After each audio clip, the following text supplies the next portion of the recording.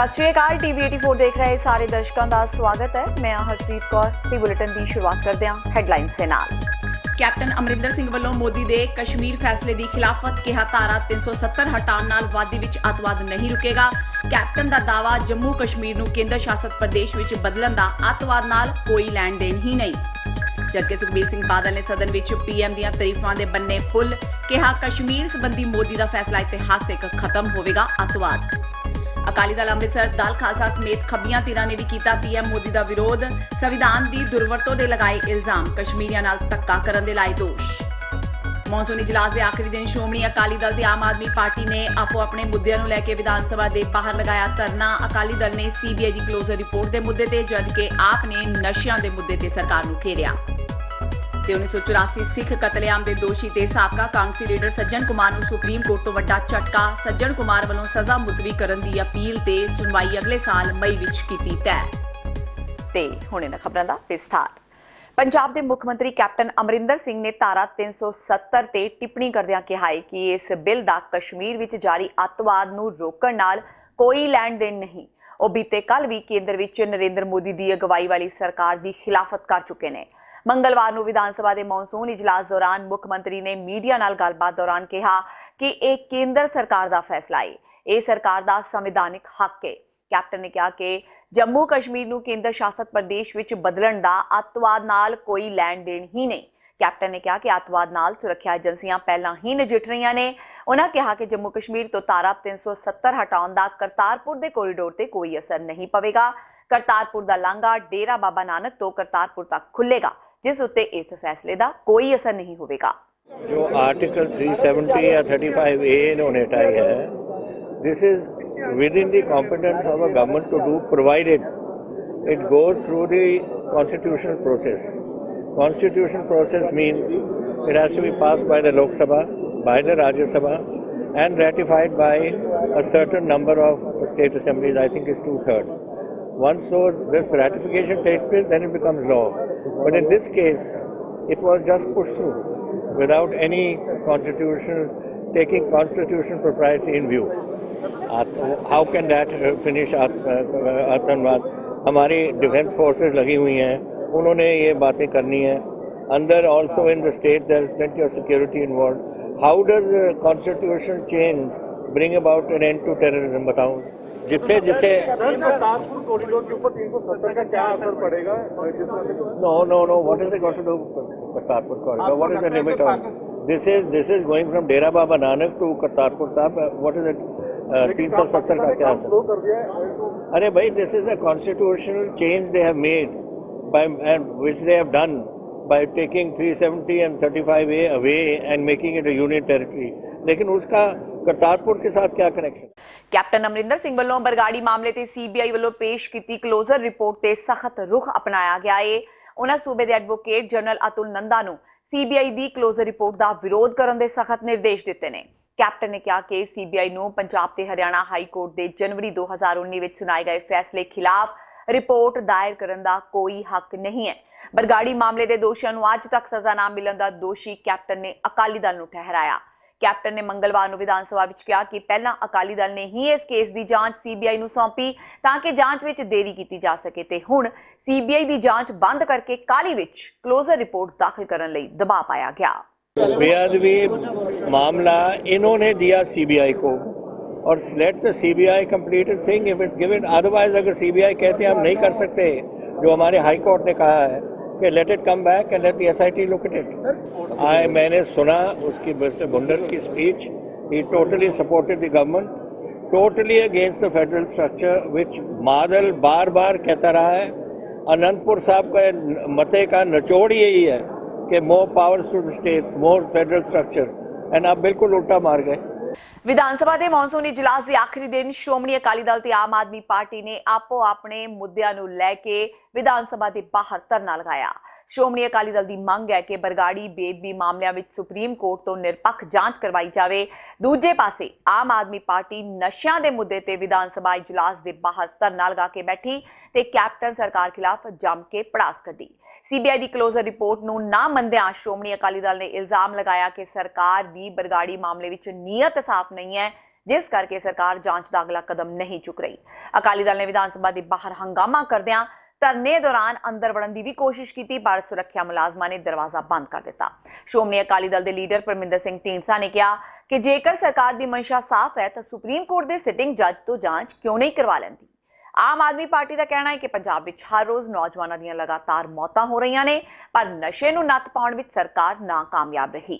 Principal Budh Ram ਦਾ ਕਹਿਣਾ ਹੈ ਕਿ ਸਰਕਾਰ ਵੱਡੇ ਦਾਅਵੇ ਕਰਦੀ ਹੈ, ਪਰ ਜ਼ਮੀਨੀ ਹਕੀਕਤ ਕੁਝ ਹੋਰ ਹੀ ਹੈ। ਪ੍ਰੋਫੈਸਰ ਬਲਜਿੰਦਰ ਕੌਰ ਨੇ ਕਿਹਾ ਕਿ ਐਸਟੀਐਫ ਦੇ ਚੀਫ ਬਦਲੇ ਜਾਂਦੇ ਨੇ, ਪਰ ਨਸ਼ੇ ਦੀ ਸਪਲਾਈ ਨਹੀਂ ਟੁੱਟ ਰਹੀ। ਅੱਜ ਇੱਕ ਗੱਲ ਸਾਫ਼ ਹੋ ਗਈ ਹੈ ਵੀ ਇੱਕ ਤਾਂ ਮਾਨਯੋਗ ਮੁੱਖ ਮੰਤਰੀ ਸਾਹਿਬ ਨੇ ਹਾਊਸ ਦੇ ਵਿੱਚ ਝੂਠ ਬੋਲਿਆ। ਉਹਨਾਂ ਦਾ ਇਹ ਕਹਿਣਾ ਵੀ ਅਸੀਂ ਸੀਬੀਆਈ ਤੋਂ ਪਿੱਛੇ ਕਰਦੇ ਆ ਅਤੇ ਸਾਡਾ ਉਹਨਾਂ ਨੇ ਆਪਦਾ ਸਟੈਂਡ ਸਪਸ਼ਟ ਕੀਤਾ ਵੀ ਸੀਬੀਆਈ ਤੋਂ ਇਨਕੁਆਇਰੀ ਨਹੀਂ ਕਰਾਉਣੀ। ਦੂਜੇ ਪਾਸੇ ਇਹਨਾਂ ਦੇ ਆਪਦੇ ਡੀਜੀਪੀ ਦੀ ਚਿੱਠੀ ਜਿਹੜੀ ਡੀਜੀਪੀ ਪੰਜਾਬ ਦੇ ਵੱਲੋਂ ਲਿਖੀ ਹੋਈ ਹੈ, ਇਹਦੇ ਵਿੱਚ ਕੋਟਾ ਦੇਖੋ ਸਪੈਸ਼ਲ ਡੀਜੀਪੀ ਕਮ ਡਾਇਰੈਕਟਰ ਪੰਜਾਬ ਵੱਲੋਂ ਚਿੱਠੀ ਲਿਖੀ ਹੈ, ਜਿਹੜੀ ਡਾਇਰੈਕਟਰ ਸੀਬੀਆਈ ਨੂੰ ਲਿਖੀ ਹੈ ਉਹਨਾਂ ਨੇ। ਉਹਦੇ ਵਿੱਚ ਥੱਲੇ ਲਾਸਟ ਜਿਹੜਾ ਪੈਰਾ ਹੈ ਉਹ ਸੈਲਫ ਐਕਸਪਲੇਨੇਟਰੀ ਹੈ। ਉਹ 'ਚ ਲਿਖਿਆ ਇਹਨਾਂ ਨੇ in view of the above mentioned information as well as the enclosed report from SIT chairman ਜਿਹੜੇ ਖੁਦ ਨੇ ਉਹ it is requested that further investigation of the 3 cases referred above may kindly be undertaken as sacrilege of Guru Granth Sahib Ji is a very sensitive and emotive issue। मतलब ਵੀ ਇਹ ਸਾਰੇ ਜਿਹੜੇ ਉਤਲੇ 3 ਕੇਸਾਂ ਦੀ inquiry CBI ਕਰੇ। ਇਹ 29/7/2019 ਦੀ ਚਿੱਠੀ ਹੈ ਤੇ ਅੱਜ ਸੀਐਮ ਸਾਹਿਬ ਕੀ ਬਿਆਨ ਦੇ ਰਹੇ ਨੇ ਵੀ ਅਸੀਂ ਤਾਂ ਸੀਬੀਆਈ ਤੋਂ ਇਨਕੁਆਇਰੀ ਕਰਾਉਣੀ ਨਹੀਂ ਚਾਹੁੰਦੇ। ਇੰਨਾ ਝੂਠ, ਉਸ ਦਾ ਮਤਲਬ ਜਾਂ ਤਾਂ ਸੀਐਮ ਸਾਹਿਬ ਨੂੰ ਪਤਾ ਹੀ ਨਹੀਂ ਉਹਨਾਂ ਦੀ ਸਰਕਾਰ ਕੀ ਕਰ ਰਹੀ ਹੈ, ਜਾਂ ਸੀਐਮ ਸਾਹਿਬ ਫਲੋਰ ਆਫ ਦੇ ਹਾਊਸ ਤੇ ਝੂਠ ਬੋਲ ਰਹੇ ਨੇ। ਨੇਗੇ ਸਾਰੇ ਮਤੇ ਲਗਾਤਾਰ ਜਿਹੜਾ ਸਪੀਕਰ ਸਾਹਿਬ ਰੱਦ ਕਰ ਰਹੇ ਸੀ, ਉਸੇ ਕਾਰਨ ਸਵੇਰੇ ਧਰਨਾ ਦਿੱਤਾ ਸੀਗਾ। ਸਾਨੂੰ ਲੱਗਦਾ ਸੀਗਾ ਵੀ ਸਪੀਕਰ ਸਾਹਿਬ ਅੱਜ ਵੀ ਰੱਦ ਕਰਨਗੇ। ਅਸੀਂ ਸਵੇਰੇ ਵੀ ਧਰਨਾ ਦਿੱਤਾ ਪਰ ਵਿਧਾਨ ਸਭਾ ਦੇ ਅੰਦਰ ਵੀ ਬੋਲਿਆ ਸੀ। ਵਿਧਾਨ ਸਭਾ ਦੇ ਅੰਦਰ ਅਸੀਂ ਬਾਰ-ਬਾਰ ਮੰਗ ਕੀਤੀ ਹੈ ਕਿ ਸਪੀਕਰ ਸਾਹਿਬ ਤੋਂ ਵੀ ਨਸ਼ਿਆਂ ਦਾ ਮੁੱਦਾ ਬਹੁਤ ਅਹਿਮ ਮੁੱਦਾ ਹੈਗਾ। ਲਗਾਤਾਰ ਮੌਤਾਂ ਪੰਜਾਬ ਵਿੱਚ ਹੋ ਰਹੀਆਂ ਨੇ, ਲਗਾਤਾਰ 27 ਕਰੋੜ ਰੁਪਏ ਦੀ ਜਿਹੜੀ ਡਰੱਗ ਆ ਜਿਵੇਂ ਅੰਮ੍ਰਿਤਸਰ 'ਚ ਫੜੀ ਗਈ, ਔਰ ਸੇਮ ਡੇ ਜਿਹੜਾ ਹੈਗਾ ਅਗਲੇ ਦਿਨ ਜਿੱਦਣ ਉਹ ਜਿਹੜਾ ਵਿਅਕਤੀ ਸੀ ਗੁਰਪਿੰਦਰ ਸਿੰਘ, ਉਹ ਜਦੋਂ ਜੇਲ੍ਹ 'ਚ ਗਿਆ ਉਹਦੀ ਭੇਤ ਭਰੀ ਹਾਲਤ 'ਚ ਮੌਤ ਹੋ ਗਈ ਆ। ਉਹ ਕੇਸ ਐਨਆਈਏ ਕੋਲੇ ਚਲਿਆ ਗਿਆ, ਪਰ ਪੰਜਾਬ ਸਰਕਾਰ ਤੇ ਜਿਹੜਾ ਸੈਂਟਰ ਸਰਕਾਰ ਨੂੰ ਕੋਈ ਭਰੋਸਾ ਨਹੀਂ ਰਿਹਾ। ਇਹ ਤੇ ਬਹਿਸ ਚਾਹੀਦੀ ਆ।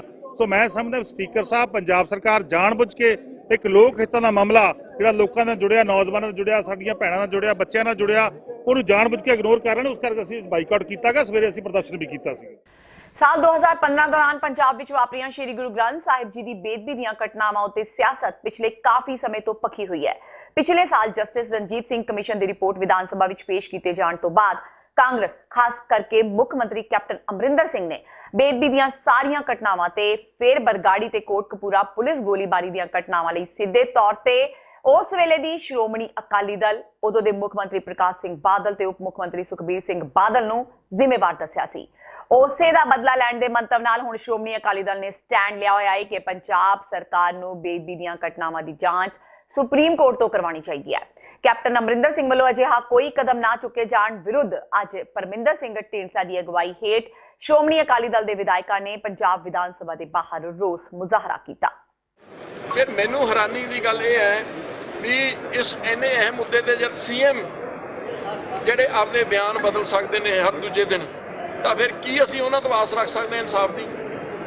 ਤਾਂ ਹੀ ਅਸੀਂ ਇਹ ਸਾਰੀਆਂ ਗੱਲਾਂ ਕਰਕੇ ਅਸੀਂ ਜਿਹੜੀ ਸੁਪਰੀਮ ਕੋਰਟ ਮੋਨੀਟਰਡ ਇਨਕੁਆਇਰੀ ਦੀ ਗੱਲ ਕੀਤੀ ਸੀ ਵੀ ਸਾਨੂੰ ਪੰਜਾਬ ਸਰਕਾਰ ਦੀ ਜਿਹੜੀ ਮਨਸ਼ਾ ਹੈ ਉਹਦੇ ਤੇ ਹੁਣ ਕੋਈ ਵਿਸ਼ਵਾਸ ਨਹੀਂ, ਕਿਉਂਕਿ ਉਹ ਸਿਰਫ ਡੰਗ ਟਪਾ ਕੇ ਇੱਥੇ ਸਿਆਸਤ ਕਰਨਾ ਚਾਹੁੰਦੇ, ਇਸ ਤੋਂ ਵੱਧ ਕੁਝ ਨਹੀਂ। ਤੇ ਉਹਨਾਂ ਦਾ ਅੱਜ ਹਾਊਸ ਦੇ ਵਿੱਚ ਵੀ ਚਿਹਰਾ ਬੇਨਕਾਬ ਹੋ ਗਿਆ।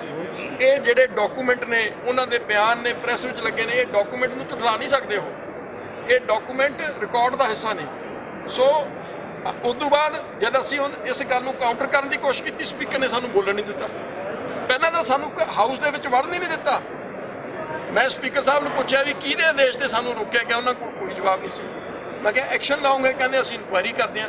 ਤੁਸੀਂ ਦੱਸੋ ਹੁਣ ਜੇ ਐਮਐਲਏ ਨੂੰ ਹਾਊਸ ਦੇ ਵਿੱਚ ਵੜਨ ਤੋਂ ਰੋਕਿਆ ਜਾਊ, ਮੇਨ ਵਿਧਾਨ ਸਭਾ ਦਾ ਦਰਵਾਜ਼ਾ ਮੈਂ ਪਹਿਲੀ ਵਾਰ ਬੰਦ ਦੇਖਿਆ। ਸੋ ਬੜੇ ਦੁੱਖ ਦੀ ਗੱਲ ਹੈ। ਤਾਂ ਹੀ ਇਹ ਦੋਨੇ ਜਿਹੜੀਆਂ ਨੇ ਸੀਬੀਆਈ ਜਿਹੜੀ ਸੁਪਰੀਮ ਕੋਰਟ ਮੋਨੀਟਰਡ ਇਨਕੁਆਇਰੀ ਤੋਂ ਇਹ ਭੱਜ ਰਹੇ ਨੇ। ਅੱਜ ਉਹ ਗੱਲ ਸਾਫ਼ ਜਿਹੜੀ ਹੋਊਗੀ। ਅੱਜ ਇਜਲਾਸ ਦੇ ਆਖਰੀ ਦਿਨ ਪੰਜਾਬ ਵਿਧਾਨ ਸਭਾ ਦੇ ਬਾਹਰ ਪ੍ਰਦਰਸ਼ਨ ਕਰ ਰਹੇ ਅਕਾਲੀ ਵਿਧਾਇਕਾਂ ਨੂੰ ਅੰਦਰ ਜਾਣ ਤੋਂ ਰੋਕ ਦਿੱਤਾ ਗਿਆ, ਜਿਨ੍ਹਾਂ ਵਿੱਚ ਬਿਕਰਮ ਸਿੰਘ ਮਜੀਠੀਆ ਵੀ ਸ਼ਾਮਿਲ ਸਨ। ਇਸ ਤੋਂ ਬਾਅਦ ਅਕਾਲੀ ਵਿਧਾਇਕਾਂ ਨੇ ਮਜੀਠੀਆ ਦੀ ਅਗਵਾਈ ਵਿੱਚ ਕਾਂਗਰਸ ਤੇ ਲੋਕਾਂ ਨੂੰ ਗੁੰਮਰਾਹ ਕਰਨ ਦੇ ਦੋਸ਼ ਲਗਾਏ। ਗੁੱਸੇ ਵਿੱਚ ਆਏ ਮਜੀਠੀਆ ਨੇ ਦੋਸ਼ ਲਗਾਇਆ ਕਿ ਉਹਨਾਂ ਨੂੰ ਸਿਰਫ ਇਸ ਲਈ ਵਿਧਾਨ ਸਭਾ ਵਿੱਚ ਜਾਣ ਤੋਂ ਰੋਕਿਆ ਜਾ ਰਿਹਾ ਸੀ ਕਿਉਂਕਿ ਉਹ ਕੈਪਟਨ ਦੇ ਝੂਠ ਤੋਂ ਪਰਦਾ ਚੁੱਕਣਾ ਚਾਹੁੰਦੇ ਸਨ। ਮਜੀਠੀਆ ਨੇ ਪੁਰਾਣੇ ਅਖਬਾਰਾਂ ਦੀਆਂ ਖਬਰਾਂ ਨੂੰ ਆਧਾਰ ਬਣਾ ਕੇ ਦੋਸ਼ ਲਗਾਏ ਕਿ ਕਾਂਗਰਸ ਪਾਰਟੀ ਬੇਅਦਬੀ ਮਾਮਲਿਆਂ ਦੀ ਜਾਂਚ ਤੇ ਸ਼ਰੇਆਮ ਝੂਠ ਬੋਲ ਰਹੀ ਹੈ। ਅੱਜ ਦੇਖੋ ਫਿਕਸਡ ਮੈਚ ਕਿਵੇਂ ਹੋ ਰਿਹਾ। ਅੱਜ ਹੀ ਅਸੀਂ ਸਵੇਰੇ ਵਿਧਾਨ ਸਭਾ ਆਏ ਤੇ ਸਾਨੂੰ ਅਸੀਂ ਕੀ ਮੰਗ ਕਰਦੇ ਸੀ ਕਿ ਸੁਪਰੀਮ ਕੋਰਟ ਦੀ ਇਨਕੁਆਇਰੀ ਹੋਵੇ ਇਨ ਦੀਜ਼ ਇਨਸੀਡੈਂਟ। ਸਾਨੂੰ ਤਾਂ ਅੰਦਰ ਆਉਣ ਨਹੀਂ ਦਿੱਤਾ, ਦਰਵਾਜ਼ੇ ਹੀ ਬੰਦ ਕਰਤੇ ਕਿ ਅੰਦਰ ਨਹੀਂ ਜਾ ਸਕਦੇ। ਇੱਕ ਬੰਦੇ ਨੇ ਕਿਹਾ ਕਿ ਤੁਹਾਡੇ ਹੱਥ 'ਚ ਬੈਨਰ ਹੈ, ਅਸੀਂ 10 ਬੰਦੇ ਵਿਦਆਊਟ ਬੈਨਰ ਸਾਂ। ਔਰ ਮੈਂ ਦੂਜੀ ਗੱਲ ਕਹੀ, ਮੈਂ ਬੈਨਰ 'ਚ ਅਸੀਂ ਕਿਸੇ ਦੀ ਸ਼ਾਨ ਦੇ ਖਿਲਾਫ ਲਿਖਿਆ, ਉੱਥੇ ਸੁਪਰੀਮ ਕੋਰਟ ਦੀ ਇਨਕੁਆਇਰੀ ਦੀ ਮੰਗ ਕੀਤੀ ਹੈ ਔਨ ਬੇਅਦਬੀ ਕੇਸਿਸ ਇਨ ਸ਼੍ਰੀ ਗੁਰੂ ਗ੍ਰੰਥ ਸਾਹਿਬ ਦੇ, ਔਰ ਇਹਦੇ 'ਚ ਪੋਲਿਟਿਕਸ ਨਾ ਹੋਵੇ। ਮੈਂ ਕਿਹਾ ਕਿਸੇ ਦੀ ਸ਼ਾਨ ਦੇ ਖਿਲਾਫ ਕੁਝ, ਮੈਂ ਕਿਹਾ ਕਾਂਗਰਸ ਤਾਂ ਕਟੋਰੀ ਵੀ ਲਿਆਉਂਦੀ ਸੀ, ਚਮਚੇ ਵੀ ਲਿਆਉਂਦੀ ਸੀ, ਉਹ ਸਭ ਅਲਾਉਡ ਸੀ। ਤੇ ਸਾਡੇ ਵੇਲੇ ਇੱਕ piece of paper is not being allowed. ਸਾਡੇ ਦਰਵਾਜ਼ੇ ਬੰਦ ਕੀਤੇ, ਅੰਦਰ ਅਸੀਂ ਆਏ। ਦੇਖੋ ਫਿਕਸਡ ਮੈਚ ਇਸ ਹੱਦ ਤੱਕ ਚੱਲ ਰਿਹਾ। ਅਸੀਂ ਸਵਾਲ ਉਠਾਇਆ ਤੇ ਅਲਾਉ ਨਹੀਂ ਕੀਤਾ, ਰੂਲਸ ਗਿਣਾਤੇ ਗਏ। ਆਪ ਉਠਾਉਂਦੀ ਹੈ ਜਿਹੜੀ ਛੋਟੀ ਕਾਂਗਰਸ ਹੈ, ਜਿਹੜੀ ਰਲ ਮਿਲ ਕੇ ਕਾਂਗਰਸ ਨਾਲ ਖੇਡ ਰਹੀ ਹੈ, ਜਿਹੜਾ ਲੀਡਰ ਆਫ ਆਪੋਜੀਸ਼ਨ ਉਹਨਾਂ ਦਾ ਬਹਿ ਨਹੀਂ ਸਕਦਾ, ਉਹ ਕੋਈ ਸਵਾਲ ਉਠਾਉਣ ਤੇ ਉਹ ਲਾਊ ਹੋ ਜਾਂਦਾ। ਚਲੋ ਕੋਈ ਗੱਲ ਨਹੀਂ, ਤੁਸੀਂ ਰਲ ਮਿਲ ਕੇ ਖੇਡਣਾ ਤੁਸੀਂ ਖੇਡੋ। ਮਗਰ ਜਦ ਸੀਐਮ ਨੇ ਆਪ ਦੀ ਟਿੱਪਣੀ ਦਿੱਤੀ, ਕੀ ਟਿੱਪਣੀ ਦਿੱਤੀ ਕਿ ਜੀ ਸੀਬੀਆਈ ਤੇ ਤੋਂ ਤੁਸੀਂ ਮਾਰਕ ਕੀਤੀ ਸੀ ਇਨਕੁਆਇਰੀ, ਅਸੀਂ ਤਾਂ ਕਿਹਾ ਹੀ ਨਹੀਂ। ਸ਼੍ਰੋਮਣੀ ਅਕਾਲੀ ਦਲ ਦੇ ਪ੍ਰਧਾਨ ਤੇ ਲੋਕ ਸਭਾ ਮੈਂਬਰ ਸੁਖਬੀਰ ਸਿੰਘ ਬਾਦਲ ਨੇ ਅੱਜ ਸਦਨ ਵਿੱਚ ਪੀਐਮ ਦੀਆਂ ਤਾਰੀਫਾਂ ਦੇ ਖੂਬ ਪੁੱਲ ਬੰਨੇ। ਆਪਣੇ ਸੰਬੋਧਨ ਵਿੱਚ ਸੁਖਬੀਰ ਬਾਦਲ ਨੇ ਕਿਹਾ ਕਿ ਮੌਜੂਦਾ ਪ੍ਰਧਾਨ ਮੰਤਰੀ ਨਰਿੰਦਰ ਮੋਦੀ ਨੇ ਸਿੱਖਾਂ ਨੂੰ ਇਨਸਾਫ ਦਿਵਾਇਆ ਹੈ, ਜਦਕਿ ਪਹਿਲੀਆਂ ਸਰਕਾਰਾਂ ਨੇ ਹਜ਼ਾਰਾਂ ਸਿੱਖਾਂ ਦਾ ਕਾਣ ਕੀਤਾ ਸੀ, ਪਰ ਇਨਸਾਫ ਕਿਸੇ ਨੂੰ ਨਹੀਂ ਦਵਾਇਆ। ਬਾਦਲ ਨੇ ਧਾਰਾ 370 ਰੱਦ ਕਰਨ ਵਾਲੇ ਬਿੱਲ ਦਾ ਵੀ ਸਮਰਥਨ ਕੀਤਾ। ਉਹਨਾਂ ਕਿਹਾ ਕਿ ਪੰਜਾਬ ਸਦਾ ਜੰਮੂ ਕਸ਼ਮੀਰ ਦਾ ਗੁਆਂਢੀ ਹੀ ਰਿਹਾ ਹੈ ਤੇ ਰਹੇਗਾ। ਬਾਦਲ ਨੇ ਕਿਹਾ ਕਿ ਅਸੀਂ ਘੱਟ ਗਿਣਤੀਆਂ ਲਈ ਸੁਰੱਖਿਆ ਚਾਹੁੰਦੇ ਹਾਂ ਤੇ ਘੱਟ ਗਿਣਤੀਆਂ ਨੂੰ ਬਹੁਤ ਸੁਰੱਖਿਆ ਮੁਹੱਈਆ ਵੀ ਕਰਵਾਈ ਗਈ ਹੈ। ਉਹਨਾਂ ਕਿਹਾ ਕਿ ਜੰਮੂ ਕਸ਼ਮੀਰ ਦੀਆਂ ਘੱਟ ਗਿਣਤੀਆਂ ਨੂੰ ਦਬਾ ਕੇ ਰੱਖਿਆ ਜਾਂਦਾ ਰਿਹਾ ਹੈ ਤੇ ਸੂਬੇ ਵਿੱਚ ਕੋਈ ਘੱਟ ਗਿਣਤੀ ਕਮਿਸ਼ਨ ਕਦੇ ਵੀ ਨਹੀਂ ਬਣ ਸਕਿਆ। ਉਹਨਾਂ ਕਿਹਾ ਕਿ ਦੇਸ਼ ਦੇ ਸਾਰੇ ਨਾਗਰਿਕਾਂ ਨੂੰ ਜੰਮੂ ਕਸ਼ਮੀਰ ਵਿੱਚ ਜਾਇਦਾਦ ਖਰੀਦਣ ਦਾ ਹੱਕ ਮਿਲਣਾ ਚਾਹੀਦਾ ਹੈ। ਸੁਖਬੀਰ ਬਾਦਲ ਨੇ ਕਿਹਾ ਕਿ ਸਾਰੇ ਨਾਗਰਿਕਾਂ ਨੂੰ ਜੰਮੂ ਕਸ਼ਮੀਰ ਵਿੱਚ ਕਾਰੋਬਾਰ ਕਰਨ ਦਾ ਅਧਿਕਾਰ ਵੀ ਮਿਲਣਾ ਚਾਹੀਦਾ ਹੈ। So on the Article 370, by scrapping Article 370 and 335A, lot of protection has been given to the minorities now. So minorities were suffering for the last few years. So a lot of members of the minority Sikh community has been approaching us. We even went in a delegation, Shromani Akali Dal, went and met the Home Minister, that time Rajnath Singh ji, the Home Minister. We even went to meet the Home Secretary and even Amit Bhai ji, we went, Home Minister, President Home Minister went and met him. Sir, what happened? During partition, when lot of minorities shifted from Pakistan to rest of India and J&K, in rest of India, they were given equal amount of property or they were given assets or some compensation was given. But people from Pak-occupied Kashmir or from Pakistan who migrated to Jammu Kashmir, till date they have not got any property rights or haven't been compensated for that. Sir, there are about thousands of families who have migrated. They have been meeting us regularly. We have been fighting the case and they have not got anything. But again, so when our delegation of our party met the Honorable Prime Minister and Home Minister, they immediately sanctioned 5.5 lakh rupees for each of the families. And sir, my only request is that Wadhwa Commission recommended 30 lakhs a family, which this amount is very little, and if this could be raised to 30 lakhs. ਤੇ ਹੁਣ ਵੇਲਾ ਹੋ ਗਿਆ break ਦਾ। ਬਾਕੀ ਦੀਆਂ ਖਬਰਾਂ ਇਸ break ਤੋਂ ਬਾਅਦ।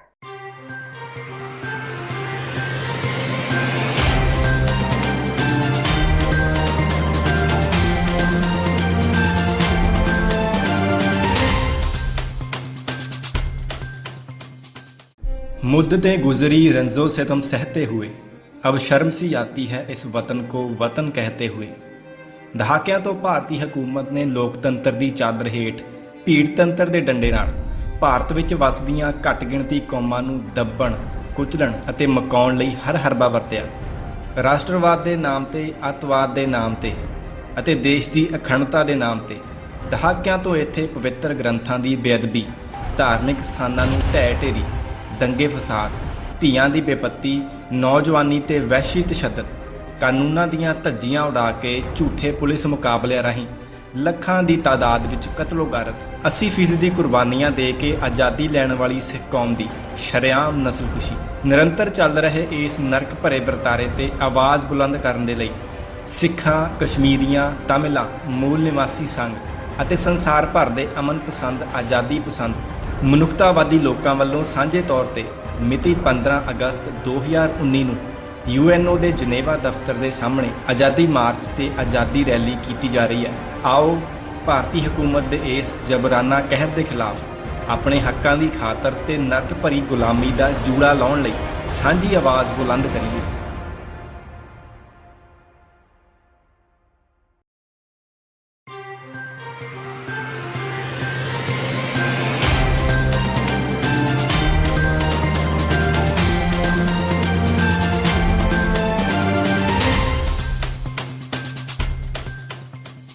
ब्रेक तो बाद TVT4 ਦੇ ਖਬਰਾਂ ਦੇ ਬੁਲੇਟਿਨ ਵਿੱਚ ਸਵਾਗਤ ਹੈ। ਵਧਦੇ ਹਾਂ ਅਗਲੀ ਖਬਰ ਵੱਲ।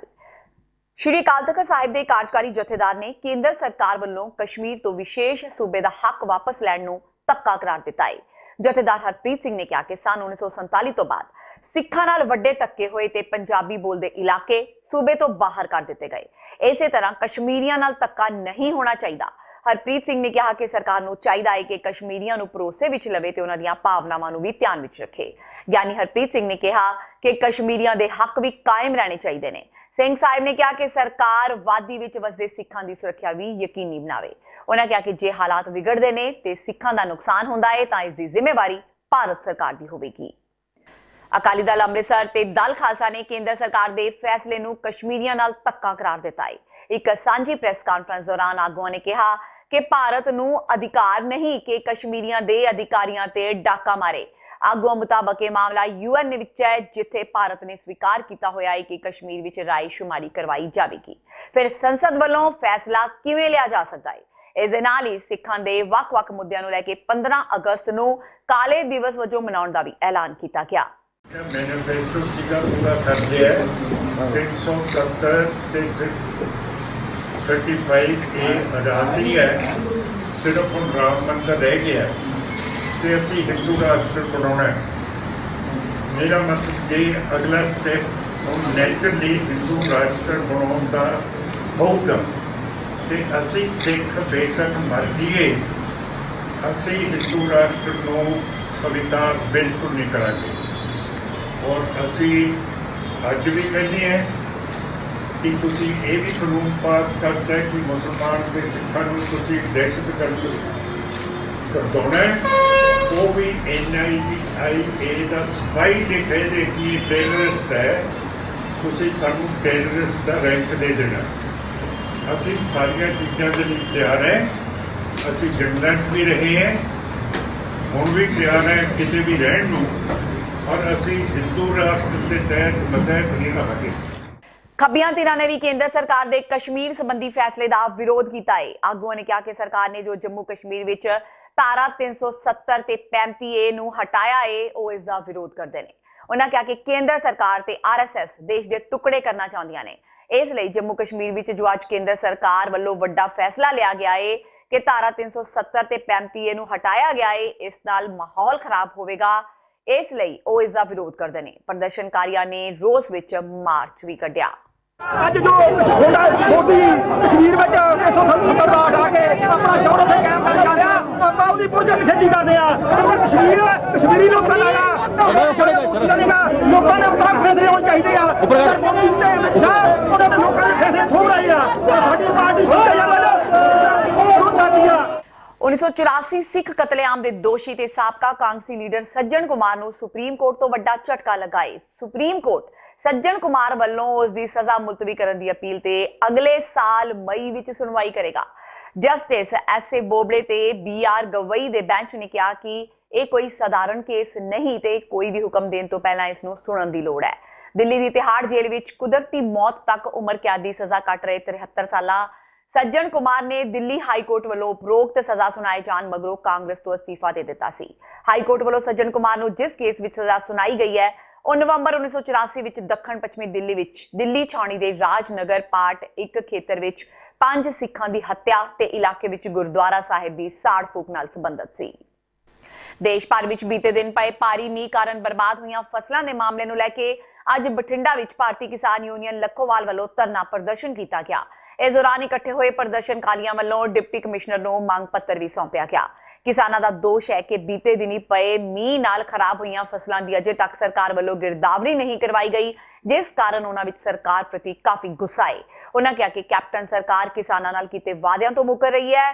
ਕੈਪਟਨ ਸਰਕਾਰ ਵੱਲੋਂ ਕਿਸਾਨਾਂ ਦੀ ਕਰਜ਼ ਮਾਫੀ ਨੂੰ ਲੈ ਕੇ ਵੱਡੇ ਦਾਅਵੇ ਕੀਤੇ ਗਏ ਸਨ ਜੋ ਕਿ ਅਜੇ ਤੱਕ ਪੂਰੇ ਨਹੀਂ ਕੀਤੇ ਗਏ। ਇੱਥੋਂ ਤੱਕ ਕਿ ਖੁਦਕੁਸ਼ੀ ਕਰ ਚੁੱਕੇ ਕਿਸਾਨਾਂ ਦੇ ਪਰਿਵਾਰਾਂ ਨੂੰ ਪੰਜਾਬ ਸਰਕਾਰ ਵੱਲੋਂ ਕਿਸੇ ਵੀ ਤਰ੍ਹਾਂ ਦੀ ਆਰਥਿਕ ਮਦਦ ਨਹੀਂ ਦਿੱਤੀ ਜਾ ਰਹੀ, ਜਿਸ ਕਾਰਨ ਮਜਬੂਰ ਹੋ ਕੇ ਕਿਸਾਨਾਂ ਨੂੰ ਸੜਕਾਂ ਤੇ ਉਤਰਨਾ ਪੈ ਰਿਹਾ ਹੈ। ਕਾਂਗਰਸ ਪਾਰਟੀ ਦੇ ਖਿਲਾਫ ਸਾਡਾ ਰੋਸ ਧਰਨਾ ਅੱਜ। ਇਹ ਰੋਸ ਧਰਨਾ ਸਾਨੂੰ ਤਾਂ ਸਾਡੀ ਮਜਬੂਰੀ ਬਣ ਗਈ, ਸਾਨੂੰ ਲਾਉਣਾ ਪਿਆ ਕਿਉਂਕਿ ਇਹ ਕੈਪਟਨ ਸਰਕਾਰ ਨੇ ਜਦੋਂ ਅੱਜ ਚੜ੍ਹਦੇ ਸੌਣ ਸਾਡੀਆਂ ਫਸਲਾਂ ਭਾਰੀ ਬਾਰਿਸ਼ ਨਾਲ ਮਰੀਆਂ ਨੇ, ਸਾਡੇ ਘਰ ਢਹਿ ਢੇਰੀ ਹੋ ਗਏ।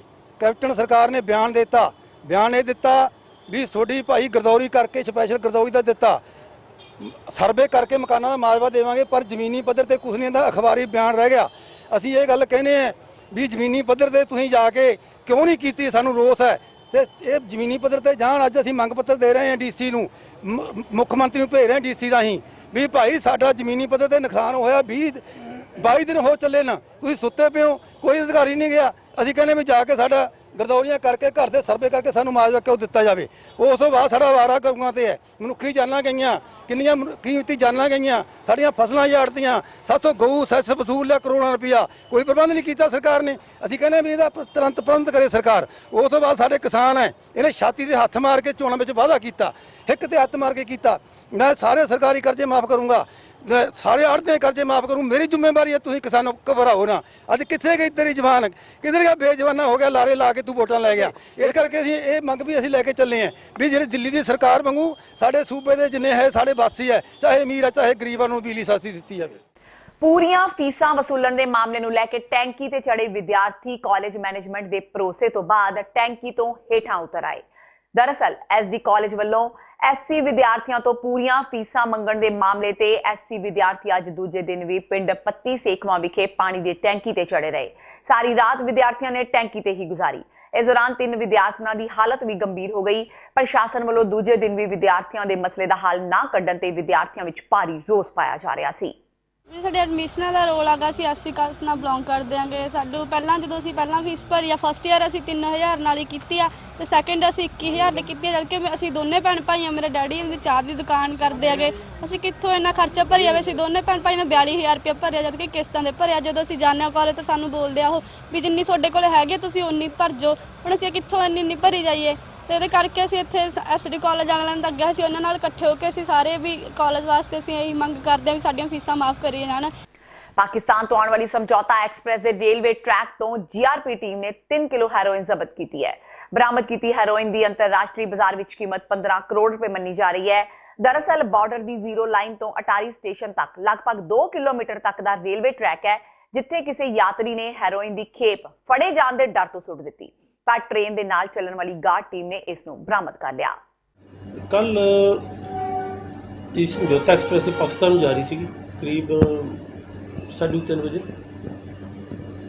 ਤੇ ਰਸਤੇ 'ਚ ਝਾੜੀਆਂ ਹੀ ਆਉਂਦੀਆਂ ਉੱਥੇ ਆਪਣੇ ਜਵਾਨ ਡਿਊਟੀ ਕਰ ਰਹੇ ਸੀਗੇ। ਉਹਨਾਂ ਦੇਖਿਆ ਕੋਈ ਟ੍ਰੇਨ ਵਿੱਚੋਂ ਕਿਸੇ ਨੇ ਕੋਈ ਬੈਗ ਸੁੱਟਿਆ। ਉਹਨਾਂ ਆਪਣੇ ਨਾਲ ਅਟਾਰੀ ਪੋਸਟ ਗਈ, ਉੱਥੇ ਫੋਨ ਕੀਤਾ ਉਹਨਾਂ, ਉਹ ਵੀ ਚੌਂਕੀ ਇੰਚਾਰਜ ਸੁਖਵਿੰਦਰ ਸਿੰਘ ਮੌਕੇ 'ਤੇ ਪਹੁੰਚ ਕੇ ਸਰਚ ਕੀਤੀ। ਉੱਥੇ ਇੱਕ ਬੈਗ ਬਰਾਮਦ ਹੋਇਆ ਝਾੜੀਆਂ 'ਚੋਂ, ਤੇ ਜਿੰਦੇ 'ਚ ਬਾਅਦ 'ਚੋਂ ਪਤਨੀ ਤੋਂ 3 ਪੈਕਟ ਟੇਪ ਵਾਲੀ ਸੀਗੀ। ਉਹ ਬਾਅਦ 'ਚ ਪਤਾ ਲੱਗਾ ਵੀ ਹੀਰੋਇਨ ਬਰਾਮਦ। ਹੋਰ ਵੀ ਕੁਝ ਬਰਾਮਦ ਹੋਇਆ ਜੀ ਨਾਲ? 2 ਸਿਮ ਸੀਗੇ, ਬਾਅਦ 'ਚੋਂ ਪੈਕਟ ਖੁੱਲ੍ਹਿਆ ਤੇ ਇੱਕ ਪੈਕਟ ਦੇ ਨਾਲ ਟੇਪ ਵਿੱਚ ਲਪੇਟੇ ਹੋਏ ਇੱਕ ਮੋਮੀ ਲਿਫਾਫਾ ਸੀਗਾ ਜਿਹਦੇ 'ਚ 2 ਸਿਮ ਸੀ ਪਾਕਿਸਤਾਨ 3 ਕਿਲੋ 45 ਗ੍ਰਾਮ। ਇਹਦੇ ਵਾਸਤੇ ਫਰਦਰ ਕੀ ਕਰ ਰਹੇ ਹੋ? ਕਿਸੇ ਨੂੰ ਕੋਈ ਹਿਰਾਸਤ 'ਚ ਲਿਆ ਗਿਆ ਜਾਂ ਕੁਛ? ਨਹੀਂ, ਹਾਲੇ ਕੋਈ ਹਿਰਾਸਤ ਨਹੀਂ ਲਿਆ ਰਿਹਾ, ਇਨਵੈਸਟੀਗੇਸ਼ਨ ਚੱਲ ਰਹੀ ਹੈ, ਜੋ ਵੀ ਮਤਲਬ ਕਲੂ ਸਾਹਮਣੇ ਆਏਗਾ ਉਸ ਨਾਲ ਕਾਰਵਾਈ ਕੀਤੀ ਜਾਏਗੀ। ਤੇ ਇਹ ਸਨ ਹੁਣ ਤੱਕ ਦੀਆਂ ਖਬਰਾਂ। ਜਾਂਦੇ ਜਾਂਦੇ ਇੱਕ ਵਾਰ ਫੇਰ ਨਜ਼ਰ ਮਾਰਦੇ ਹਾਂ ਮੁੱਖ ਖਬਰਾਂ ਤੇ। ਕੈਪਟਨ ਅਮਰਿੰਦਰ ਸਿੰਘ ਵੱਲੋਂ ਮੋਦੀ ਦੇ ਕਸ਼ਮੀਰ ਫੈਸਲੇ ਦੀ ਖਿਲਾਫਤ, ਕਿਹਾ ਧਾਰਾ 370 ਹਟਾਉਣ ਨਾਲ ਵਾਦੀ ਵਿੱਚ ਅੱਤਵਾਦ ਨਹੀਂ ਰੁਕੇਗਾ। ਕੈਪਟਨ ਦਾ ਦਾਅਵਾ, ਜੰਮੂ ਕਸ਼ਮੀਰ ਨੂੰ ਕੇਂਦਰ ਸ਼ਾਸਤ ਪ੍ਰਦੇਸ਼ ਵਿੱਚ ਬਦਲਣ ਦਾ ਅੱਤਵਾਦ ਨਾਲ ਕੋਈ ਲੈਣ ਦੇਣ ਹੀ ਨਹੀਂ। ਜਦਕਿ ਸੁਖਬੀਰ ਸਿੰਘ ਬਾਦਲ ਨੇ ਸਦਨ ਵਿੱਚ ਪੀਐਮ ਦੀਆਂ ਤਾਰੀਫਾਂ ਦੇ ਬੰਨੇ ਫੁੱਲ, ਕਿਹਾ ਕਸ਼ਮੀਰ ਸੰਬੰਧੀ ਮੋਦੀ ਦਾ ਫੈਸਲਾ ਇਤਿਹਾਸਿਕ, ਖਤਮ ਹੋਵੇਗਾ ਅੱਤਵਾਦ। ਅਕਾਲੀ ਦਲ ਅੰਮ੍ਰਿਤਸਰ, ਦਲ ਖਾਲਸਾ ਸਮੇਤ ਖੱਬੀਆਂ ਧਿਰਾਂ ਨੇ ਵੀ ਕੀਤਾ ਪੀਐਮ ਮੋਦੀ ਦਾ ਵਿਰੋਧ, ਸੰਵਿਧਾਨ ਦੀ ਦੁਰਵਰਤੋਂ ਦੇ ਲਗਾਏ ਇਲਜ਼ਾਮ, ਕਸ਼ਮੀਰੀਆਂ ਨਾਲ ਧੱਕਾ ਕਰਨ ਦੇ ਲਾਏ ਦੋਸ਼। ਮੌਨਸੂਨ ਇਜਲਾਸ ਦੇ ਆਖਰੀ ਦਿਨ ਸ਼੍ਰੋਮਣੀ ਅਕਾਲੀ ਦਲ ਤੇ ਆਮ ਆਦਮੀ ਪਾਰਟੀ ਨੇ ਆਪੋ ਆਪਣੇ ਮੁੱਦਿਆਂ ਨੂੰ ਲੈ ਕੇ ਵਿਧਾਨ ਸਭਾ ਦੇ ਬਾਹਰ ਲਗਾਇਆ ਧਰਨਾ। ਅਕਾਲੀ ਦਲ ਨੇ ਸੀਬੀਆਈ ਦੀ ਕਲੋਜ਼ਰ ਰਿਪੋਰਟ ਦੇ ਮੁੱਦੇ ਤੇ, ਜਦਕਿ ਆਪ ਨੇ ਨਸ਼ਿਆਂ ਦੇ ਮੁੱਦੇ ਤੇ ਸਰਕਾਰ ਨੂੰ ਘੇਰਿਆ। ਤੇ 1984 ਸਿੱਖ ਕਤਲੇਆਮ ਦੇ ਦੋਸ਼ੀ ਤੇ ਸਾਬਕਾ ਕਾਂਗਰਸੀ ਲੀਡਰ ਸੱਜਣ ਕੁਮਾਰ ਨੂੰ ਸੁਪਰੀਮ ਕੋਰਟ ਤੋਂ ਵੱਡਾ ਝਟਕਾ, ਸੱਜਣ ਕੁਮਾਰ ਵੱਲੋਂ ਸਜ਼ਾ ਮੁਲਤਵੀ ਕਰਨ ਦੀ ਅਪੀਲ ਤੇ ਸੁਣਵਾਈ ਅਗਲੇ ਸਾਲ ਮਈ ਵਿੱਚ ਕੀਤੀ ਤੈਅ। ਇਸ ਦੇ ਨਾਲ ਹੀ TV 84 ਦਾ ਖਬਰਾਂ ਦਾ ਇਹ ਬੁਲੇਟਿਨ ਖਤਮ ਹੁੰਦਾ ਹੈ। ਮੈਨੂੰ ਹਰਪ੍ਰੀਤ ਕੌਰ ਨੂੰ ਦਿਓ ਇਜਾਜ਼ਤ। ਸਤਿ ਸ਼੍ਰੀ ਅਕਾਲ।